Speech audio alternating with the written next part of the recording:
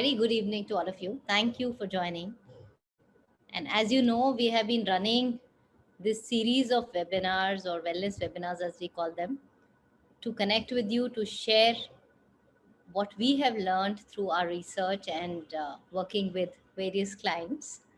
And of course, learn from all of you, learn together, and pave a better world together for ourselves. So, thank you for joining. As you know, even while registering, we have a question or a section where you can ask us if you want us to focus on a specific area or any thing that you would want us to answer through the webinar, and we've taken a note of those. And thank you to all of you who shared your questions. We had actually maybe more than 100 inputs that came in, and that was really overwhelming. That also brings me to the most sort of talked about area today, right? I think well-being is absolutely center stage. While there were quite a few of us who probably talked about it or had it as some or the other aspect in our organization, but I think the pandemic has brought it center stage. And we at Great Place to Work are definitely committed to working with organizations and helping make India a healthy place to work. And only then can it become a great place to work for all, which is our vision at the Institute. I'm Preeti Malhotra. I head the wellness practice and overall partnerships for Great Place to Work India. And really looking forward to interact with you. As you know, the way we've structured this is that initially for about 25-30 minutes, I would be sharing our learnings, and feel free to chat in any questions or any comment that you may have. We've also kept a section at the end which is specifically for Q&A, so we will have that as well. I also see a raised hand. Okay, maybe that was by chance, but please feel free to sort of chat in your questions if you have any, and we will weave that in as we take it forward. So let me just also share my screen. Let me know once you can see it. Just one second.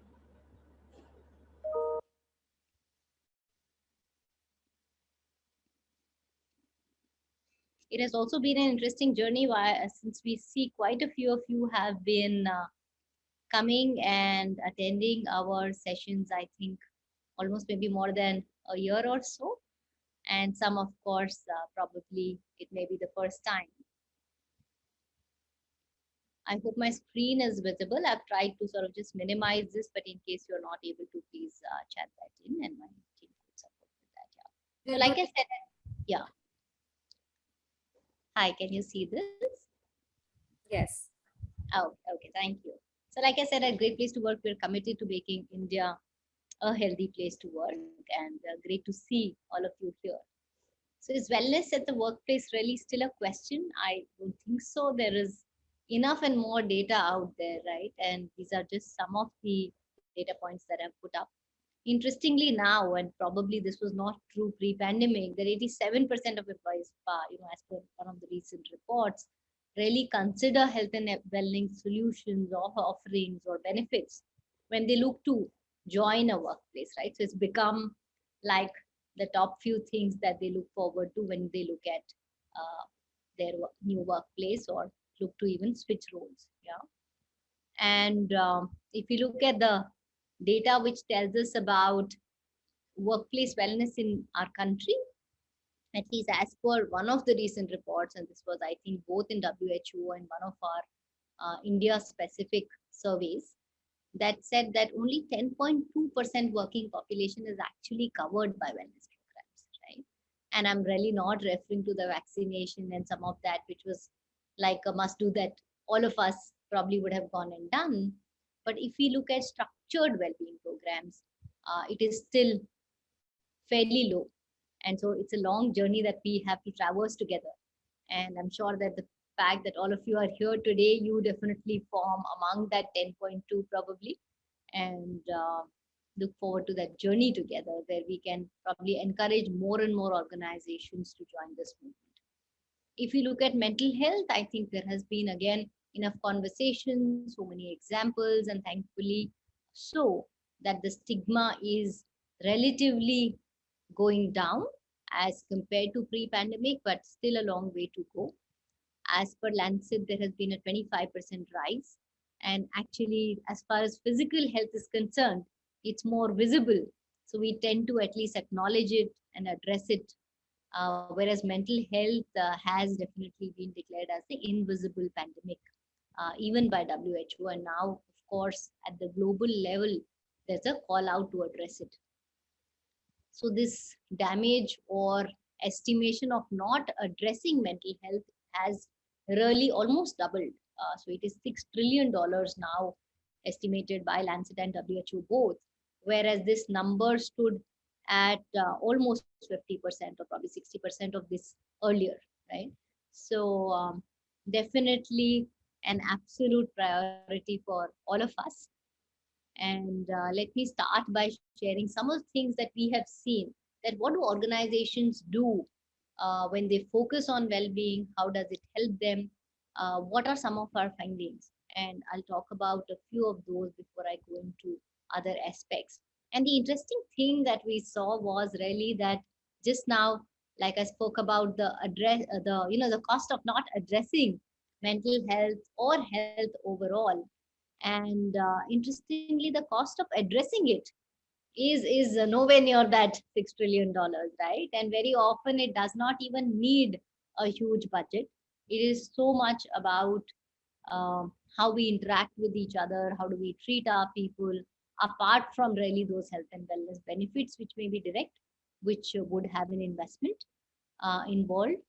But when we talk about what really differentiates, and this is just one of the data points, and this is from our workplace wellness study that we do annually. And we released our last study results in March, so it's fairly recent. And I know there are quite a few data points on your screen, but why I put up these 10? So we looked at all the differences between the best workplaces, which was the top 15 in the country, and the bottom quartile. Yeah. So the lower numbers that you see are the numbers of bottom quartile, which is the employee feedback on these statements from the bottom quartile. The one you see in blue are from the best workplaces. So I don't want to get into numbers at all right now, but if you just look at it closely, your top line, right, is all about leadership actions. So it's about all of us and about the how of our behaviors and actions. So the first one just talks about action matching words, uh, creating an environment of psychological safety where someone is comfortable sharing a contrarian point of view. So, just the second point that you see on the screen, we saw this to be one of the biggest differentiators and also like a foundational element when we look at creating a culture of holistic wellness, right? Leadership being open to admitting mistakes and probably leveraging them as learning opportunities. So if you see the top line, as I said, is just about our actions, does not need any investment of money, and makes the employees or uh, partners or colleagues, however we may address them, at Great Place to Work, we call them graders. So you make them feel that yes, this is our organization and our views are respected, and that itself is like 50% of the differences between best workplaces and the rest. What you see on the bottom are really some outcomes, and those are a result of some of the things in the top line. So if I just drill further and say, because none of us can really act on 10 areas, the idea was to show us that one set of actions is how we behave, how we act, and are we conscientious when we are interacting with our colleagues and our employees and our team members, and what impact does it have, right? So we pulled out the key drivers, and we had 5 areas, and I'll probably just focus on any one, right? So if we take this one, which if I look at it individually, my organization has well defined processes for effectively addressing grievances, right? In general, I'm sure even before we did our research, probably if someone talked about grievance redressal processes, I would think they're important. Obviously, we study them even as a part of our overall Great Place to Work research.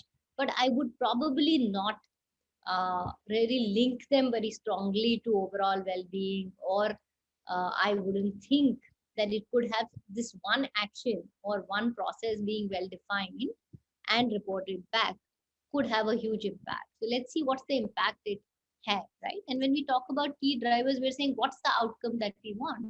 We want our people to say that yes, my workplace provides me both physical and psychological safety. Yeah. And if that was something which our people experienced, these are the kind of multipliers we saw with the organizations where people were saying that yes, my organization provides me both psychological and physical safety. And these were the kind of multipliers we saw as compared to others. And we're all talking about the great resignation and other challenges that we have. Career growth, as you know, is one of the top four, I think, across all industries, sizes, sectors today. So if I don't even probably talk about the first, which is like a foundational element in a great place to work, the second and the third, both in terms of if I talk about retention and we are talking specific next 3 years, it's not like long time, etc. And career growth, both of these are huge multipliers, which we saw as a factor just of that one action of an organization ensuring that their grievance redressal processes are well managed and acted upon and reported back. So people feel that yes, if I raise a concern, it will be addressed. Yeah. So this was great for us. Now I'll just share one point around mental health. Of course, we have many more things that we looked at, but I just wanted to share a couple of things which bring the point home that yes, this is powerful and hugely powerful. Yeah. So here what we have is if our employees feel that yes, they can speak up about feeling stressed or feeling anxious or burnt out without feeling judged, then the experience that they shared on these two aspects was a 2.4x and a 2x. So which was again quite a huge multiplier. Now let me kind of know from some of you what you will see is you will have a Menti link being shared in the chat. I would request if you could just take a moment and share with us that when you look at implementing wellness programs, or I'm sure we all have introduced new initiatives or done things differently, what were some of the challenges you shared? And I know some of you did share it while filling the form and asking us to share a few things, which we will as we go along, but it'll be great to know the voice in the room, right? The virtual. We'll just give it maybe 30-40 seconds, and as the voices come up, I would request my colleague to also probably share with us what we are seeing.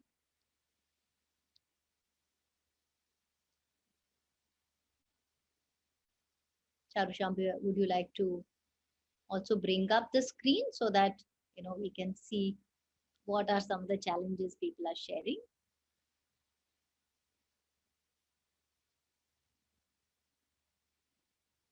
Should I do like a stop share so that you can bring it up?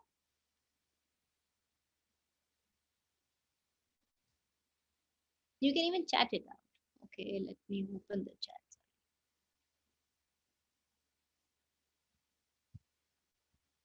Okay, so we have it on our screen. Maybe keep it there and then we could scroll. Yeah. And when I see in chat is lack of participation, yeah, I think that's something we get quite a bit. Budget, okay, adaptation by employees, that's again lack of participation, which is quite a bit, right? I think even here on one screen we have 3-4 people saying that, or more actually. Employees don't come and participate. Understanding employee sentiment, remote locations, all right. Would you like to scroll? Lack of acceptance, resistance from leadership. Even now, that's actually quite a surprise. Or probably I can relate, because I think what happens is that what is like an absolute need, like somebody would not say no to a vaccine. So it's the difference between what we say vitamin and a painkiller, right? So vitamin is like a good to do, but if I have extreme pain, or let's say, a great example was that if I have a cut on my finger, I will have to go and address it because I can't function till I sort of go and stop that bleeding. Whereas if it is something invisible or something that I can live with, then acknowledging itself is the first step, and then probably acting on it does take some time. So largely lack of participation, budget, leadership. All right, do you want to scroll? Do we have anything more there? Employees prioritizing the initiative, creating awareness. Okay, no proper application. Okay, investment. All right. How do I do it for blue collar? Yeah, we got quite a few on manufacturing setups and blue collar. We'll talk a little bit about it. No time to attend. Okay. Okay. I think largely remote. Okay. Let's just one scroll quickly and then maybe back. Okay.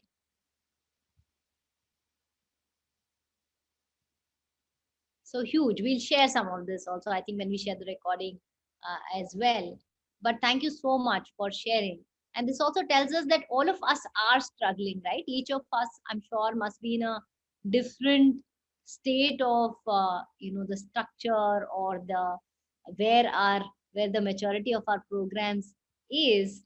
Okay, someone is saying they come with an excuse to say not to participate, right? But all of us do have some challenges. I don't think it's a smooth right for anyone. But the reality is that it is something that we have to and must look at. So the objective today is also to say that and share that, okay, if these are some of the challenges most of us are facing, what could we do? And if there are experiences, I'm sure there will be some which some of you may have that have worked for you. So I'll just share with you maybe what we have seen through our research and what are some of the differences in the approach that we have seen of best workplaces which sort of work for them, and then see if some of those could be applicable for you in your organization. Yeah. So just bringing the presentation back for you. So what we saw, what is it that makes wellness programs effective? You talked about uh, participation, which is a huge one. And just like some of you may have resistance from the leadership team, the same happens from employees, that unless it's an emergency, right? So largely, most of us have had a reactive approach to well-being and not a proactive approach. And we believe that, especially pandemic, one of the positives that has happened is that if it has come center stage, as we all get back to the so-called new normal, it is a great opportunity for us to change that approach from a reactive to proactive. And that is something that we have seen best workplaces do. The other thing that we have seen them do is that they follow a framework based approach as against a calendar of activities. And what do I mean by that? That I don't think anybody here today who's attending would say that we do nothing in the area of wellness, right? And although we saw that figure of 10.2% being covered, but those are structured programs, especially in the last year and a half, all of us have done something or the other, right? And we've often had people come and tell us that, while we are doing this, while we are doing that, or like the challenges you just shared, that either participation is low, or while we are investing, we are not seeing an ROI. Why should we invest more? I'm not getting approval for the next budget. So how do we sort of bring it together? And which is where we deep dived. Of course, our research in India and in fact even globally told us that it is holistic, right? It has to be integrated in our overall approach of people strategy or business strategy, and it is not something which happens in one corner where we say, okay, today I will talk about yoga, tomorrow I will talk about mental health, day after I'll talk about mindfulness. It really doesn't work, right? So the framework that we saw, and the framework was actually designed by our data scientists by keeping that one outcome as our desired goal, that what will make employees say that yes, my organization is psychologically and emotionally also a healthy place to work, apart from being physically healthy or providing that environment where I can be myself. What in a workplace context could impact that outcome? And we have like a short 2-minute video to just unveil that framework for you, which our team found. And we were very clear that it should be a sharp framework. It should bring out the areas which act as multipliers. That if an organization knows that I have to act on these few areas, these will act as multipliers and foundational elements of a great workplace culture, which will enable us to really create that environment of holistic wellness. Yeah. So here is the framework. Let me, I hope, just let me know in case People you're in not able to India, hear. they Yeah. work one of the longest hours at work on an average compared to its global peers. So, where they work, how they work, and who with makes a great impact on their professional and personal lives. When loaded with work, a professional often ends up prioritizing work over well being, leaving fitness, resilience, mental wellness, and overall well being outside. So the question is, how does an organization provide psychological and emotional safety to its employees? Our data scientists analyzed millions of data points and identified 6 key levers that come together to form the Workplace Wellness Index, the benchmark for India to create a culture fostering holistic well being. Responsible leadership, the extent to which the management of your organization is authentic in leading people. Supportive managers, the extent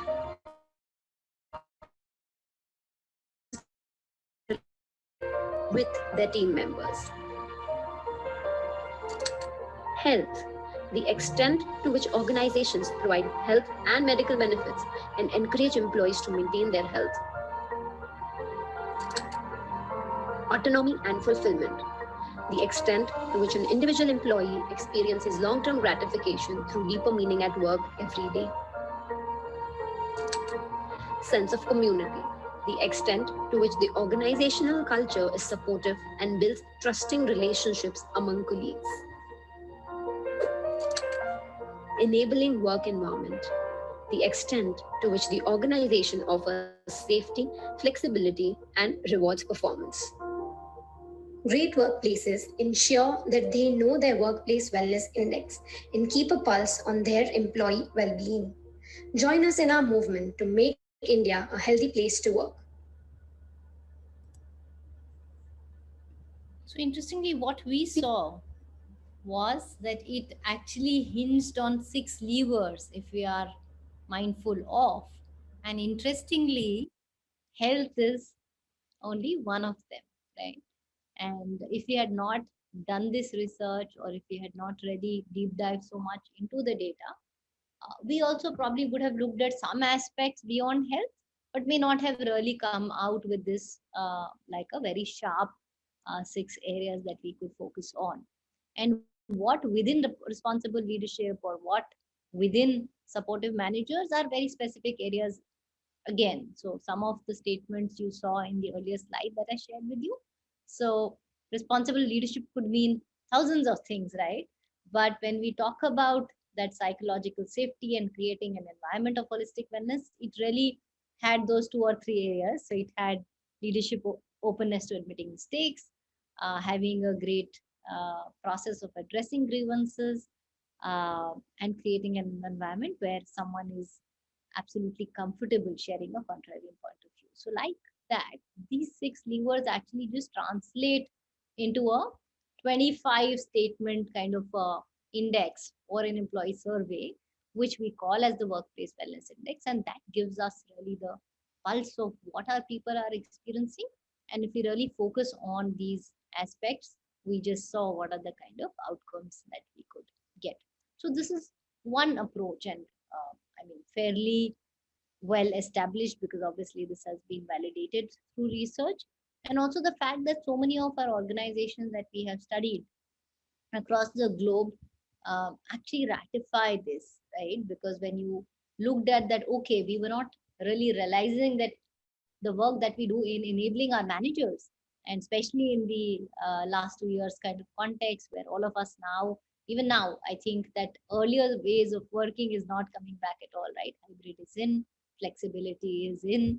And I know that many of you did share that your business context does not allow you to probably have a hybrid or work from home, because if you have a manufacturing setup, people have to be at the plant, or if people are in front line, they do not have an option.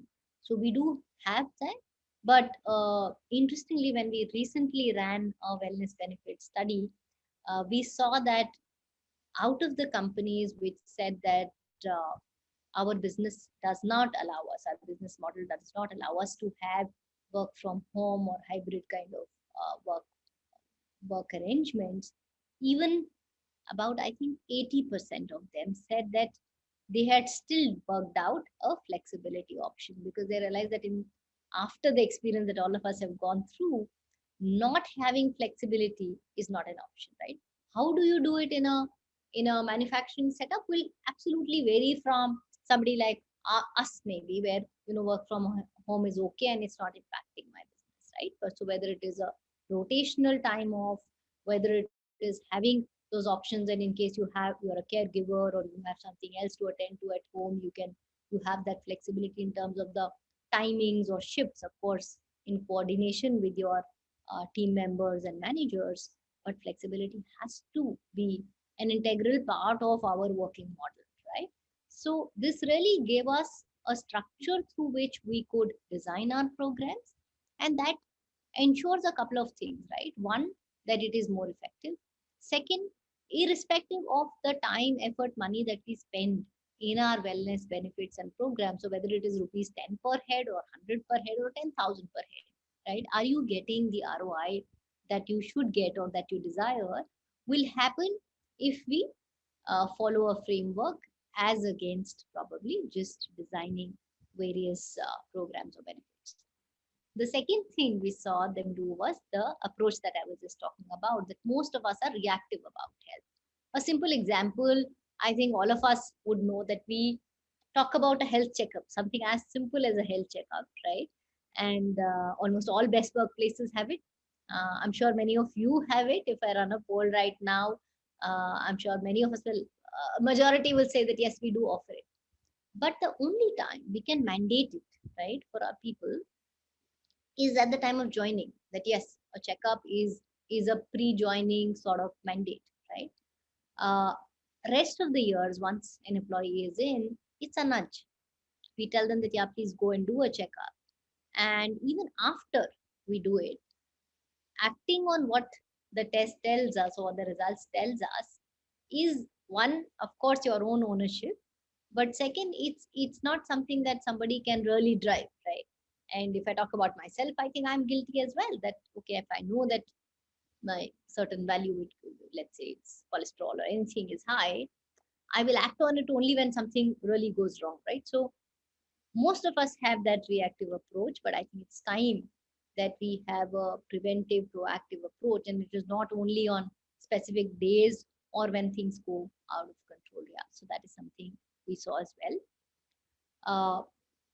And they followed like a process. So one, I talked about the framework, but the other was something as simple as, let me just bring it on the screen, assessing, understanding what our people are saying, analyzing what we see, and then acting on it, right? And this is like a simple principle which is not wellness specific. I think it is specific for any change, any important initiative that we want to take, right? And you talked about hybrid workplaces, we just saw that challenge, or manufacturing setups. So the how of it will change, right? uh, and what we've also learned in the last couple of years is that while in the earlier days we could probably design a program and run it for a certain section of people, which could be, so our demographic way of looking at it could be that okay, this team, this function, or new joinees, etc., etc. Now today there is that additional layer of the home context or the employee context which plays a role. So we can never really expect that if I'm running a particular session, the percentage of employees that attend the session should be X. If or let's say if X was your pre-pandemic minimum or a good number to have, today we say that don't try to get X number of people in. right? That percentage can be anything. But if that has come as a need, so the first is that is it something that at least some of your people need, then we enable it. And when we run the session, some may attend, some may not attend, which is okay. But is that particular aspect, so whether it's, let's say, an access to a psychological counselor or a mindfulness coach, or just simple tips, something as simple as nudging people to go take breaks, getting up, or drinking water, or some having walking meetings, standing meetings, all of those small tips also, is that something that is needed? Is that something that we can create as an ecosystem and enable it in our organization, and then empower the employee to use it basis what they think is good for them, what is something they need, and more importantly, at the time that works for them, because that context really has changed drastically for all of us. Yeah. So assessing something and understanding what's the context is going to really decide the how of it. The principle will still remain the same, right? That if you are trying to provide or enable, like all these three things we spoke about, being proactive, using a framework, enabling an ecosystem, will apply across industries, across sectors, all of it. Yeah. But the way we implement it would change. Yeah.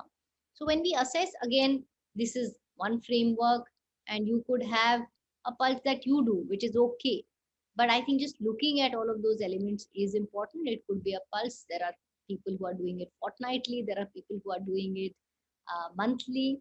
There are people who are doing it on a continuous basis, right? Like a real time feedback. And this is not just wellness, many other things as well. Or you may do periodical surveys, right? I think what is important here is that if you have real time data, will that really help you? Or if you have annual data, will it? It's a function of how well can you act on the feedback that you are getting. Yeah. So definitely I think only annual does not work, but real time may or may not be the solution for everyone. Having periodical pulses could work, as long as you ensure that, let's say, if you introduce a new initiative, instead of maybe launching it across your organization, running a small pilot in one group, uh, taking that feedback and then maybe improvising if required before rolling out. So it's like any other beta policy that we may do, right? So ensuring what is needed for our context of business and then going about it is a much better approach, much prudent approach, as against probably saying that, okay, then really when we say assess, okay, one is hearing what the employees have to say. Second, saying, okay, what is our context? What are other people in our industry doing? Are we seeing any kind of trend? These are some of the, I think, the oldest probably data points that we would look at. But these are also indicators, right? Of what? But when we talk about, let's say, just doing an initiative, having a quick feedback, a quick pulse check on what people are experiencing, very often what they need is something we design, but the way we are kind of offering it to them could be something that they may need a change. Something as simple as that, when you create hobby groups, or let's say you create a walking group, but some people like walking, others don't like it. There could be a group which may just want to get together and uh, join some dance workouts, and that's okay, as long as we are enabling that for them and that's working. Yeah. So that's, as far as assess is really concerned. And we actually had an example of one of the best workplaces. They were among the first few movers when pandemic really hit, and they said that we used to have these great on-site gyms and things like that in their workplaces, and we all moved to all those hybrid and lockdown and all of those situations, and they very quickly enabled like a cult membership for their employees, right? First month everyone was very happy, people were using it and things like that, and they were paying per employee. The second month they saw that the usage, like many of you shared, had dropped to 10%, and they, if they had not checked that in, they would still be paying per employee, right? And then they sort of went back and figured that not everything in that membership was needed for everyone. Some people were okay with a few different things, and the how changed, right? The principle was still the same. I want to give access to wellness related benefits to my people, and they still enabled that, right? So assess really plays a role there.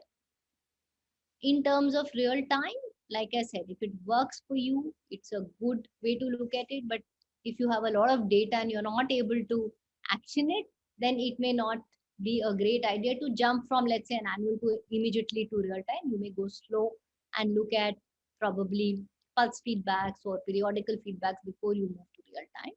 But the objective or the benefit really is that this is just a sample sort of a dashboard that I'm showing you. So you have your scores on a real time basis on the six levers.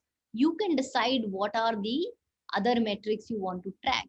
Like we track that if there is a group which is giving us where workplace wellness index scores are high, are they also the group which are giving us higher referrals? And all of us know that referrals are one of the best ways to hire, right?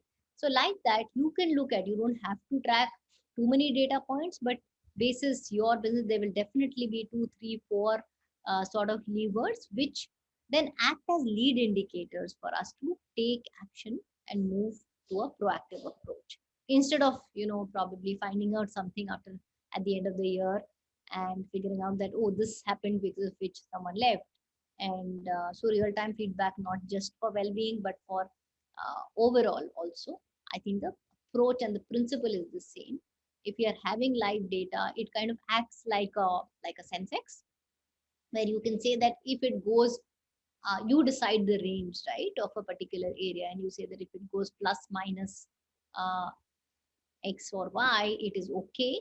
But let's say if it dips or goes much higher than that acceptable range, we can quickly deep dive in that area, do focus groups, talk to people, and quickly action it.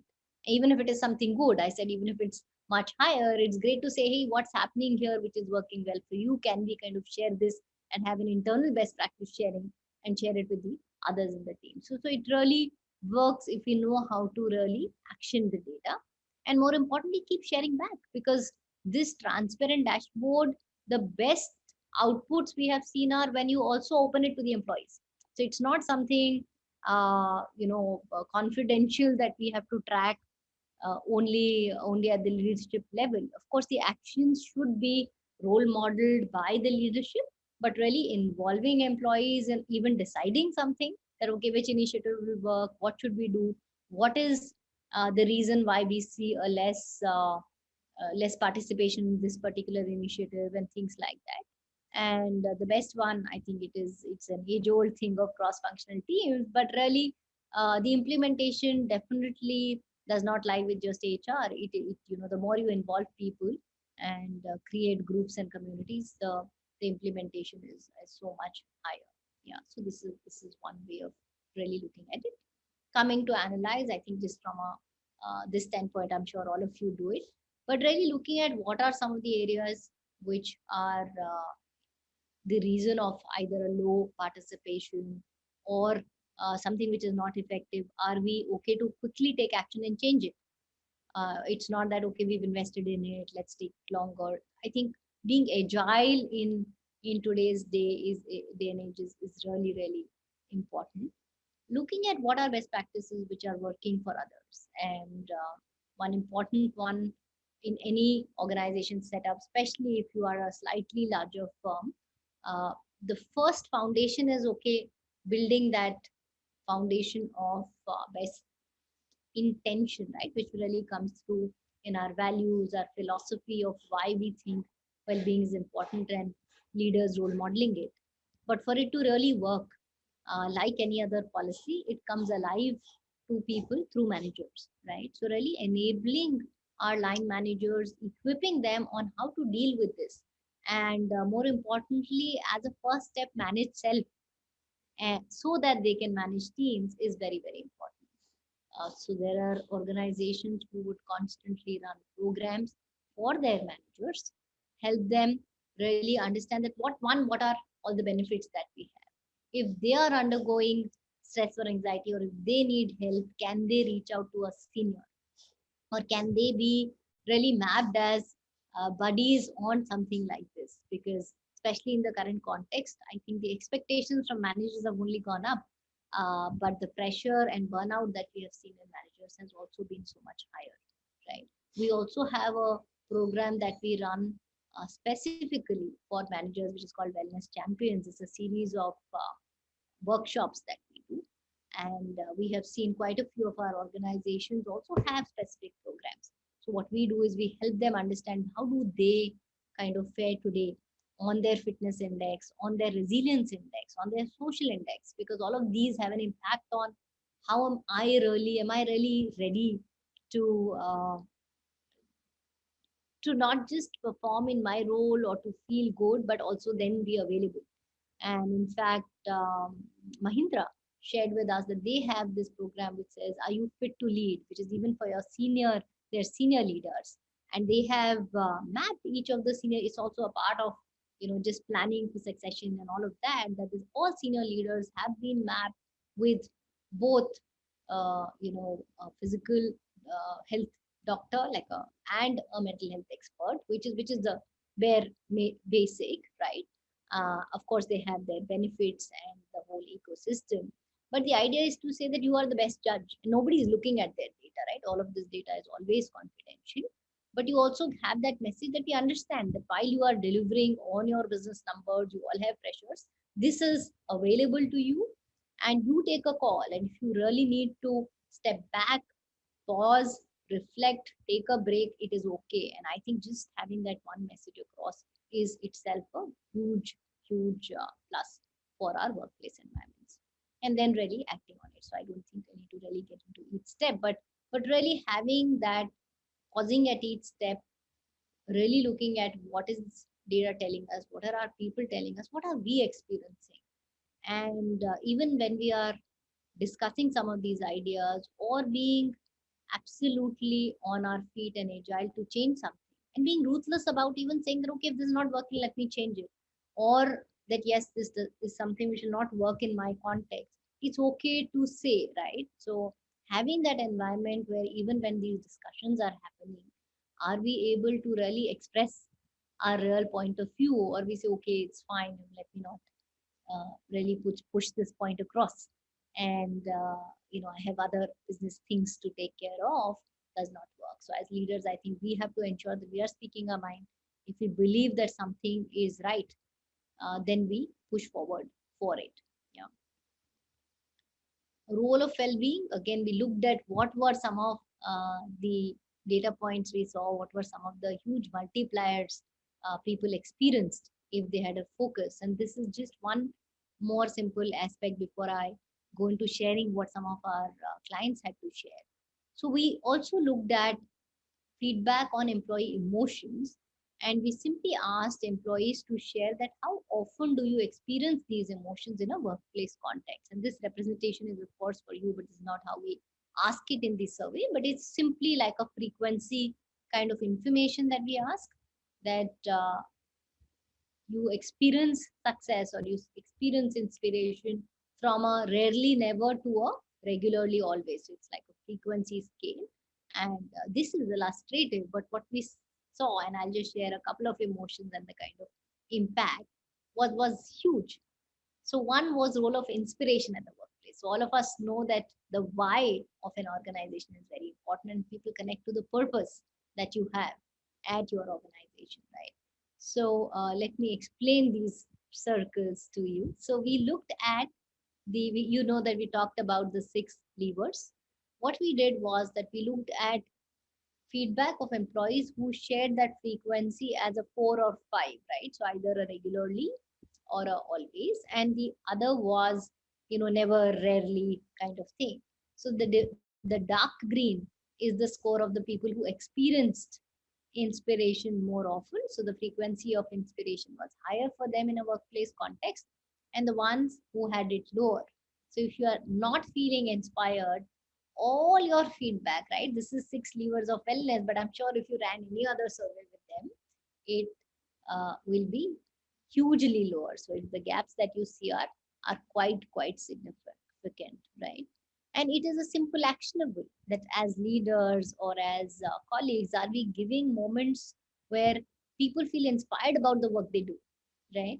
Are they inspired about the purpose of your business or of your team or what you're driving? Do they connect?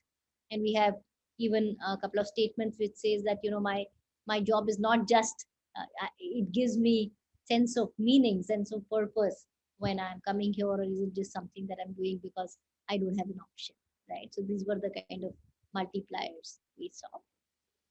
The second small thing that we did was we had talked to them about frequency of experiencing stress. And I think all of us, if I ask anybody here, we all have some or the other stress that we are dealing with, right?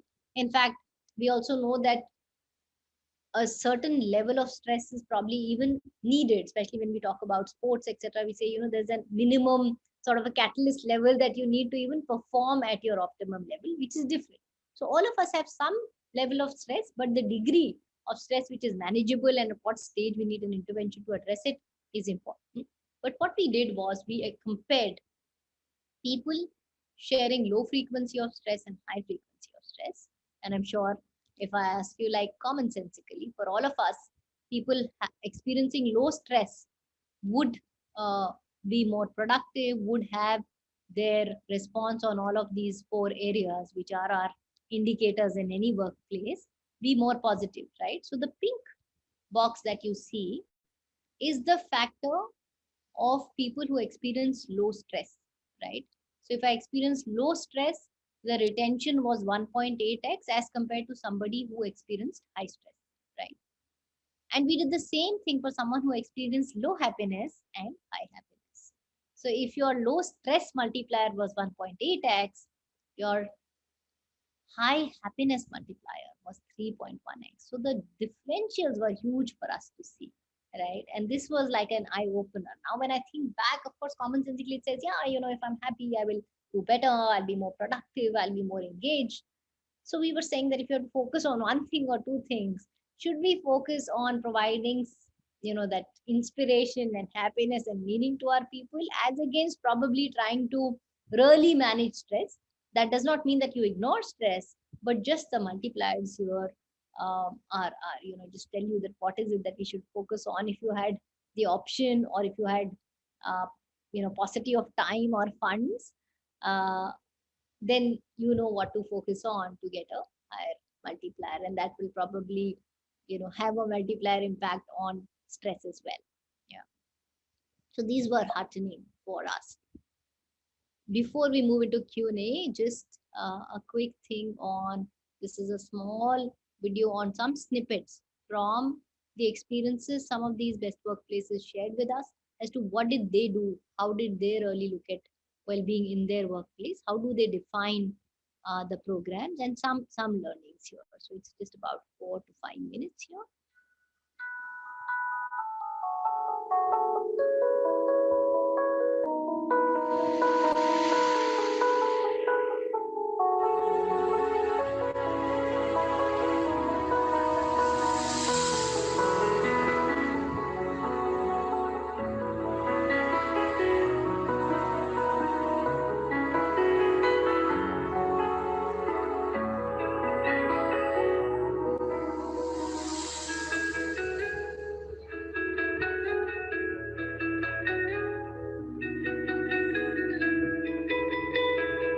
When it comes to our health and well-being initiatives, what we ensure is that our offerings are very targeted and customized to various employee segments and their unique needs.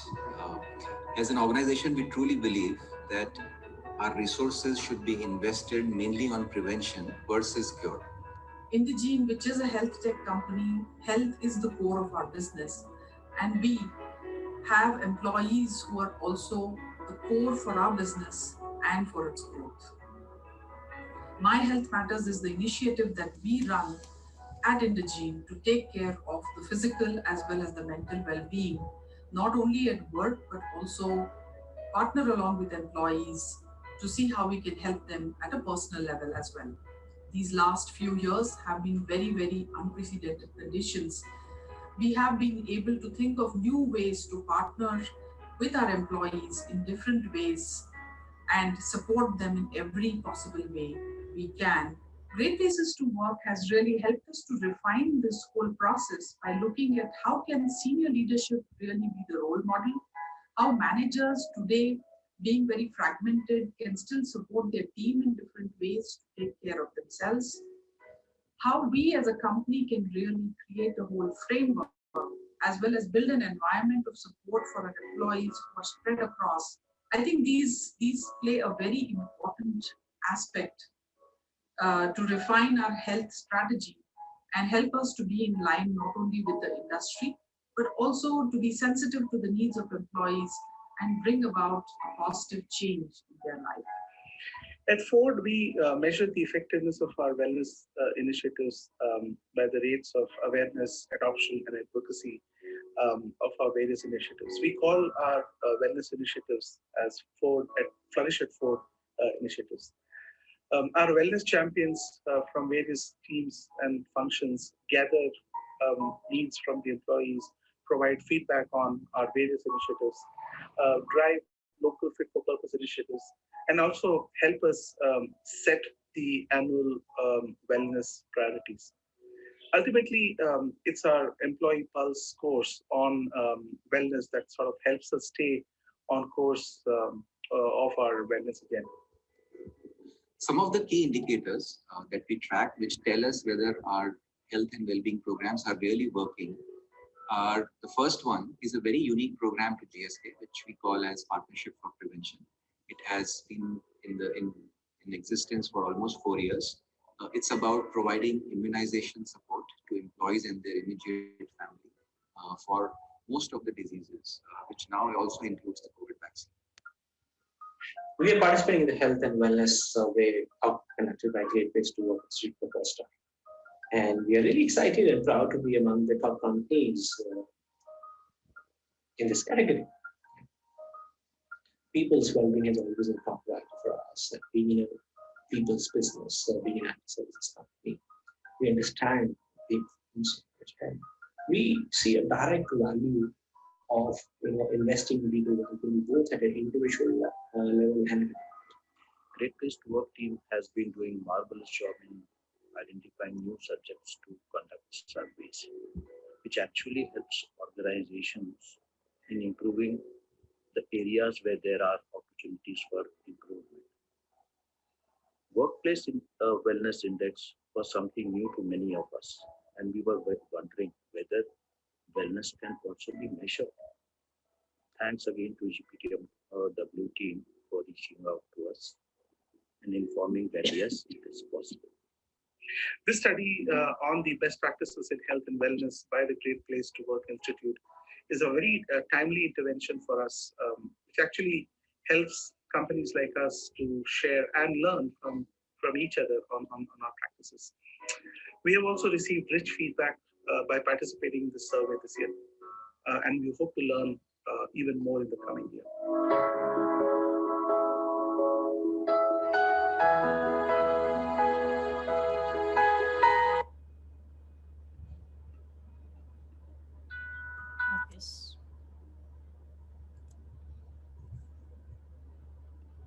So I think what we saw was probably a summary of some of the things that we spoke about or what our research told us. And I'll just quickly summarize for us to really look at it, that have a move to a preventive approach as against a reactive approach. Use a framework, any framework that works, but please use a research-based framework as against investing time, money, effort in a set of activities. Leaders have to role model the program and take ownership of really driving it. Enabling our people managers. It's like saying that, okay, I've set the foundation and now I hand over the baton like you do in a relay race, right? For them to really run ahead and take that on and provide that experience. Empowering employees to really choose and access what they need, what works from them, and when it works for them. Because even as we saw in these little snippets from some of these clients, that it really needs to be customized and involving family, because the unit has changed from the employee to the home, right, which is family. And these communities work even in, so some of you talked about blue collar or the manufacturing setups, and I know both are not same, sometimes they could be on the field as well, but in one of our in fact 2 of our workplaces really said that some of these programs that they initiated, these communities were working so well at the plant that in fact they took back some of the learnings back to the corporate office, because it was that sense of community that yes, we are doing this together, and also really reporting back that okay, what is working, what is not working, if we involve family, what is the kind of impact. So really creating those groups and enabling them to really run something which works for themselves really works. And obviously consistently tracking well-being and taking relevant action. So to just sum up, I think employee well-being is definitely not an option anymore. It has become a must do and not just good to do for each one of us. So we have to move, inviting you to really move from intent to action and join the movement. These are, of course, some of the things that we do. We'll be very happy to uh, interact with you depending on where you are in your journey. Of course, we try and do these in three areas. Like the webinar we are having, we will continue to inform you about everything that we do throughout the year. We have a health and wellness summit, which is an annual event that we do where we bring in learnings from both best workplaces and global health subject matter experts. And of course, we have a set of partners who could really provide you with solutions, or if there is anything that you feel that could really help the community, we are more than happy to really enable those solutions to the entire community, right? Because we don't have really any vested interest in what is being offered. The whole idea is it's a part of a vision. Can we together really move towards creating more healthy workplaces? So the IPs really are Workplace Wellness Index, the indicator which helps us to enable managers to understand where they are and then really take it forward for their teams. If you don't want to really, if you think that you're not ready to get assessed and get considered for recognition, that's all right. But if you want to know, okay, how are your wellness benefits and practices really today, which are the areas you could strengthen, how do they compare with the industry? All of those things are possible. I'll not deep dive into it, but in case you're interested, feel free to connect with our teams, and happy to open it for questions. Uh,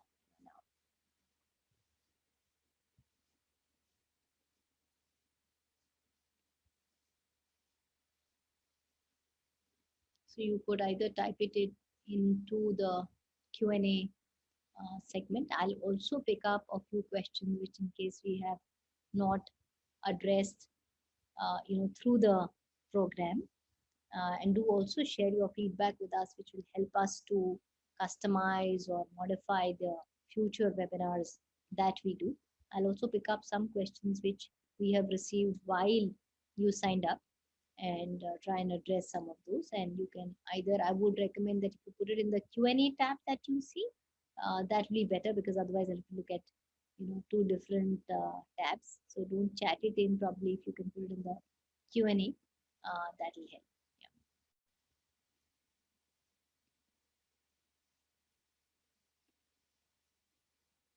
So one challenge that we saw, and I think it's just kind of come again in terms of participation, right? How do we encourage participation?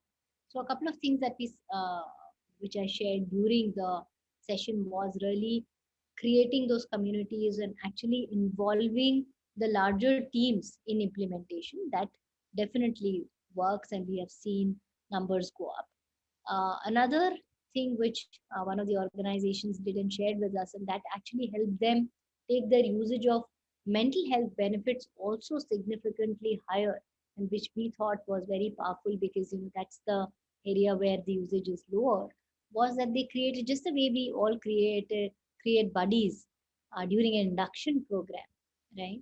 So this team brought in some of the certified counselors as buddies, and while they were having these events, they kind of brought them into these meetings, right, where the familiarization with these experts, and also saying that if normalizing it, right, and reducing the stigma happened, which really helped people to increase. And over a period of, I think, 5 or 6 months, they saw their their usage really jumped. One more thing which this organization did was that something as simple as, and this was a little bit pre-pandemic or in areas where people were still coming to work, was around, they saw that a group of their employees, they were running a blood donation camp. Yeah. And quite a few women who went in to donate blood were found to be low on their hemoglobin, and they were told that you cannot donate blood. So this was one simple sudden realization that we didn't realize that this is something which probably needs to be nudged. And one approach is that you will say that, this is something they need to take care of in a workplace context. What do we do? So small nudges, right? They started putting things like dates in their canteen, started sending some small nudges and nutrition tips around iron-rich foods and things like that. It was not meant only for women; it was for everyone. But it was these short nudges, and actually over a period of 1 year, they measured this, right? So the percentage of women, and some of them who actually were not able to donate blood while they wanted to, could do that going forward, right? So simple. Sometimes we look for complicated kind of solutions, but simple ones, sort of work well. Okay, I'm also seeing that in chat, somebody has put in remote working setup has truly become a roadblock. Yeah. Um, okay. So, Sumisha, thank you for that question. And like I was sharing, I think what we have seen, not just with one, but multiple workplaces, it's a reality that people are not sitting in one location. So running programs for one group and expecting people to attend does not necessarily work. At the same time, if there is a set of your employees, even if you could have your cutoff, right? So maybe if we have minimum 10% employees or 15% employees who need this or who are okay to attend this, it's good enough for me to run because I'm providing that. But enable the access of that through an ecosystem. It could be through your dashboard or through your platform, but enabling that access, which is both for tools as well as experts, right? And I think that is the one that works. The other thing we saw in remote working was really creating smaller groups of something as simple as hobby clubs, right? And making small groups. So, which does two things. It also encourages collaboration beyond teams, because in remote working, the other challenge that we very often see is that we reach out to people only for work. Yeah. So, and we haven't met so many of our colleagues because we hired them in the pandemic. This kind of a thing, which is really connecting on similar interests or similar hobbies, really helps in just building camaraderie and that group of people doing things together to encourage and ensure that more and more people are doing these activities, which could be physical health related or mental health related or just fitness related. uh, just having periodical contests around it, or rewarding and really recognizing these behaviors also really encourages. So if I look at the principle, it's similar to some of the other things that we may do to encourage any new behavior. But these are some of the things that have helped. I also know we are a little bit over time, but I'm also seeing a few questions come in. So I think for those of you who are here and may want me to answer, I'll probably take a couple other questions. And then we'll be happy to share some of the best practices that we have seen or some of the things that we have seen in the mail that we send out to you. And feel free to connect with us even later in case you feel. Yeah. Okay, I see a barrage now on the Q&A. Just okay. Understanding more about the community programs, they will send that to you. So one, of course, as a part of community is these webinars or the events that we do where we keep sharing our learning. In case you feel there is something which could help the community, we'll be happy to kind of discuss and see how do we make it available for the community members. But apart from these events that we do, what we also want to enable is like an online, even if it is as simple as a LinkedIn group and a link to a platform where people can access either direct research best practices, or even our earlier webinar sessions from experts. Our entire wellness summit of last year is open, it's available. You can go and look at a sleep expert giving us tips. So whatever, because nobody can sit and watch 5 hours of sessions, right? But if you have a need, you can go and see that, okay, who is the speaker, what is the area, so that is accessible to you. So we want to make this available in one place. As of now, it's there on our web page, and we will enable that for you. So we want that to be kind of accessible throughout the year, and keep improvising and bringing in things which we hear from you as your needs. Yeah. Do partnering with EAP partners improve proactive wellness practices? I would think that having an EAP partner today is almost a must do, right? Not having one is not an option. Again, encouraging usage with those certified psychological counselors is something which is a process, takes time. There is still the stigma. So I think that how fit does make a difference, and this buddy that I spoke about, like that, or really making it. So another quick example I can give you is about this organization, which ensured that when they were having some of these sessions, they also brought in any one employee or a leader, and typically a mid or a senior leader who had gone through something similar, come and share his or her story, right? Which made it very relatable to say that, hey, this is okay, and this can happen to any of us. And so you're not sort of hearing it from someone who is of course an expert and can guide you, but saying that yes, this can happen to any of us, and this is as simple as like getting a cold, and it is fine to talk about it, really helps. Yeah.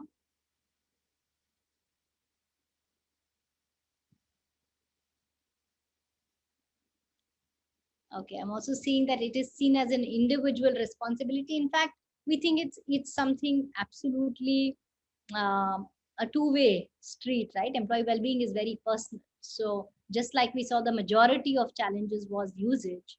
If even if you have 20,000 benefits, how do we encourage usage? So nudging the employees to take ownership of their own well-being is as important as creating that ecosystem of benefits. So ensuring that we are doing both and creating role models really helps. So we are 7 minutes above time, and I know quite some of us have left as well. But thank you for so much for your questions and making this interaction much more richer and meaningful. Whichever questions we've not been able to answer, we'll write back to you and share whatever best practices or information or tips that we have. Feel free to reach out to us. We'll also share the recording of this session, and look forward to interacting with you in our future sessions. Thank you. Thank you so much.